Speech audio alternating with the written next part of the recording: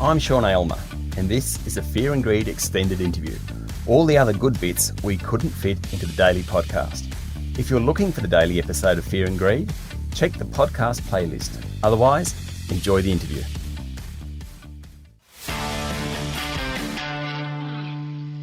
As we emerge from the COVID-19 pandemic and vaccines are rolled out around the globe, it's a good time to stop and consider what Australia has done well and what it could improve. New economic and health modelling by EY ranked Australia as one of the top global performers on both the economic and health fronts in the wake of the crisis. To talk us through the report, I welcome back EY Chief Economist Jo Masters. Good morning, Jo. Morning. What is the EY Global COVID-19 Economic Index? So we wanted to have a look at Australia's performance through COVID compared to other comparable economies. And we've seen that analysis to some extent before, comparing GDP to health outcomes. But our view was that looking at just GDP was a bit narrow. And so we've created this economic composite that takes into account GDP, but also employment. And I think more interestingly, the 5 balance sheets that underpin an economy. And those 5 balance sheets are for households, corporates, the banking sector, and government and the central bank. And the importance of that is that those balance sheets are indicative of future performance, which means our economic composite picks up both lagging and leading indicators. Okay, so what did it show?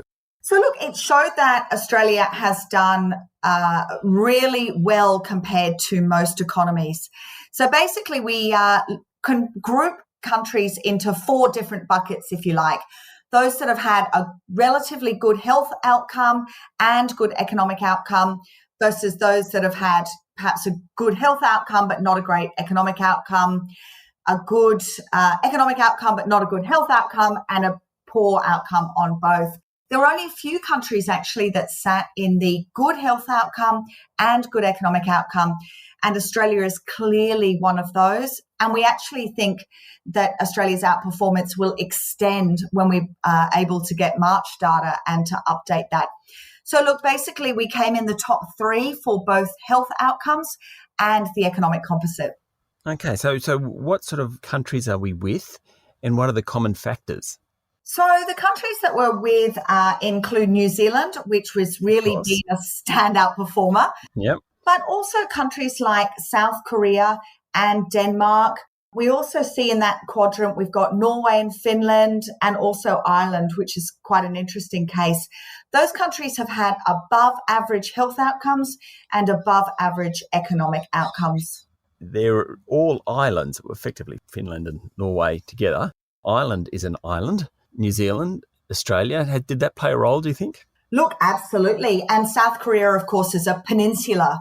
So all of these countries, if they close their international borders, that border is actually quite impermeable. And we know that closing your international borders has allowed you to control the health crisis better than those countries that have had free movement of people coming and going. So that has absolutely been important.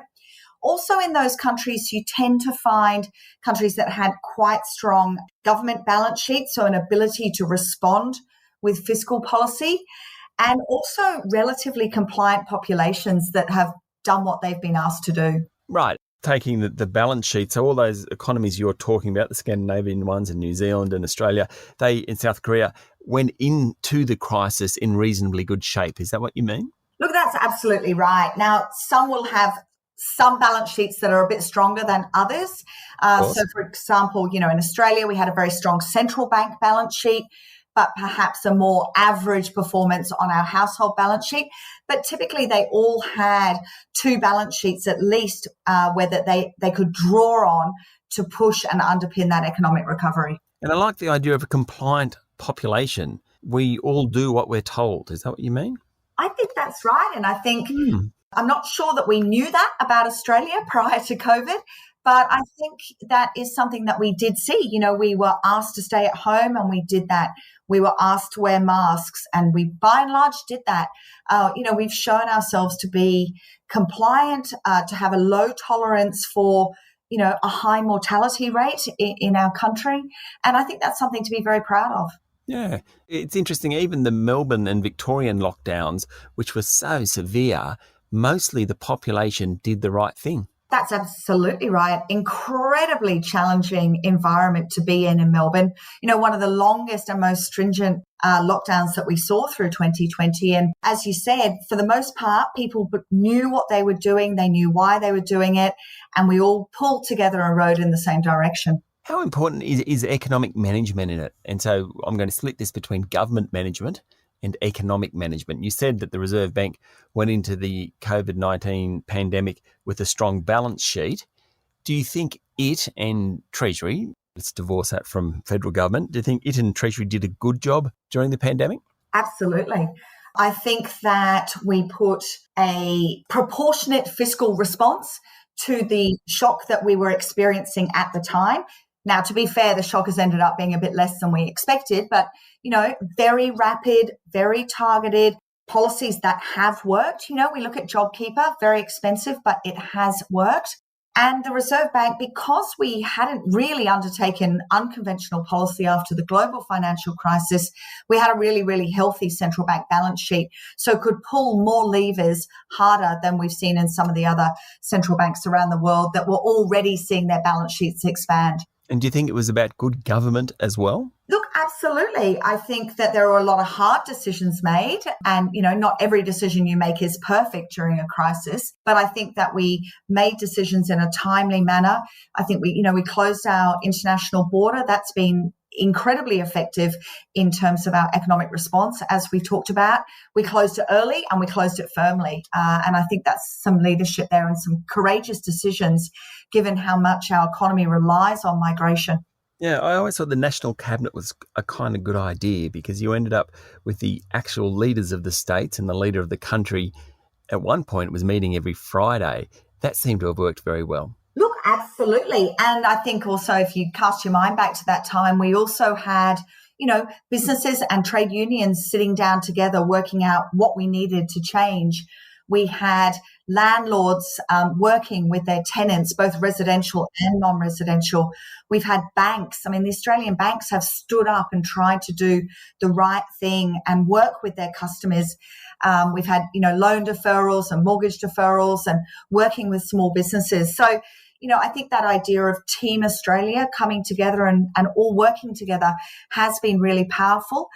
I think what is important, though, is that we try to hold on to some of that collaboration. Yeah. Stay with me, Joe. We'll be back with more in a moment. I'm talking to Chief Economist at EY, Joe Masters. Let's go to the other side of your matrix. Who were the worst performers? Sure. So I guess the two standouts are probably not a surprise. Spain and the UK, both with, you know, devastating health outcomes and devastating economic outcomes, and likely to deteriorate in their relative positions when we update this as we move forward, given the severity of the lockdowns that they had over the Christmas period. So I think that's been really important. When you step back, in essence, those countries that had a good health outcome mostly had a good economic outcome. What's quite interesting is that those countries that had a poor health outcome, there's actually quite a big dispersal of their economic outcome. So, for example, if you look at Spain and Poland, for example, had quite similar mortality rates from COVID, but Spain, you know, the worst economic performance in our matrix, and Poland actually above average. And when you compare those sort of countries, a lot of that comes down to, did you have balance sheets that you could draw on?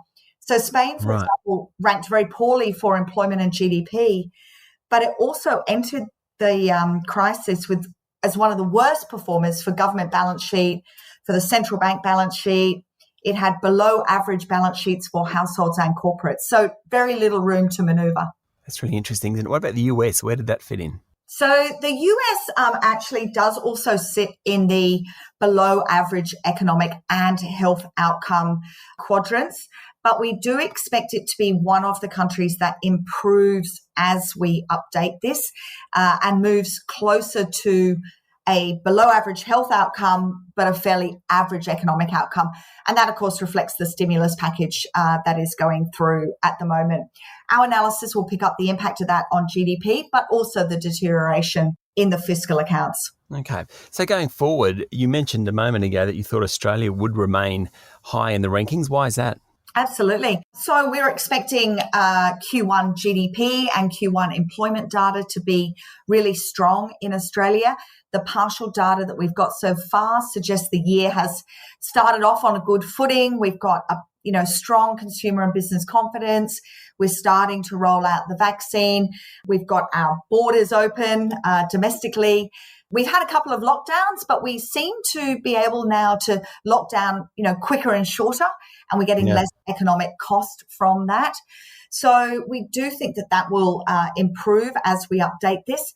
As you would expect, the balance sheet aspect of that economic indicator does move more slowly. Yeah, so the government balance sheets would be a mess, around the world. The US is putting, it's almost $4 trillion in 2020, 2021 into the 2 years into their economy. Australia's balance sheet as a percent of GDP has blown out. How do you take all that into account? Is it a relativity issue? Absolutely. So this analysis is all relative to other comparable economies and relative to the average of those economies. So that's really, really important. So, for example, in those two countries that you talked about, Australia's debt to GDP will, double, or maybe even a little bit more than double, but it's still going to be sitting well below 50% of GDP. And yet we're going to see, for example, the US get above 100% of GDP. So relatively, we look fairly strong. Fantastic. So this index will continue on for a while? Absolutely. So we'll continue to update it. As I said, the balance sheets move a little bit more slowly. So we'll update it quarterly, but we might publish it 6 monthly, depending on how much things move. But look, I think it's a story of resilience. As I said, I think it's an indicator that captures the lagging indicators, so the GDP and the employment. But these balance sheets are really important for your ability to sustain economic recovery and to continue to outperform. And Australia is sitting really well placed for that. Jo, thanks for talking to Fear and Greed. My pleasure. That was EY Chief Economist, Jo Masters.